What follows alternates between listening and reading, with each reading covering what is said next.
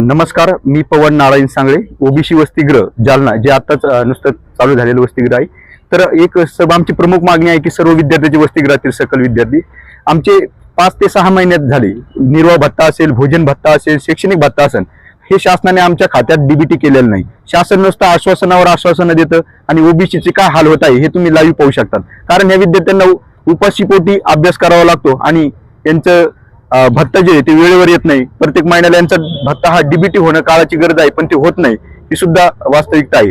तर माझी एकच विनंती आहे की आमचे पैसे जे लवकरात लवकर डीबीटी करावे, अन्यथा आपण जर डीबीटी केले नाही तर आम्ही आपल्या कार्यालयासमोर लोकशाही संविधानिक कलम 19 नुसार आम्ही योग्य ते आंदोलन करू आणि याचं संबंधित नुकसान झालं तर या संबंधित शासन आणि प्रशासन जिम्मेदार राहील. कारण एकीकडे शासन लाडकी बहीण तुपाशी आणि भाषण याला उपाशी, कारण लाडकी बहिणीला भरभरून देतं, पण तरुण असन, शैक्षणिक जे शिक्षण करणारे विद्यार्थी असन त्यांना शासन खर्च करत नाही. कारण शिक्षणावर आपल्या महाराष्ट्राचं बजेट आहे, शिक्षणावर जास्त खर्च होत नाही, ही सुद्धा शोकांकित आहे. तर माझी एकच विनंती आहे की शासनाला लवकरात लवकर जर या विद्यार्थ्यांचे भत्ते वर्ग करावे, अन्यथा एवढे बोलतो. धन्यवाद. काय नाव आपलं?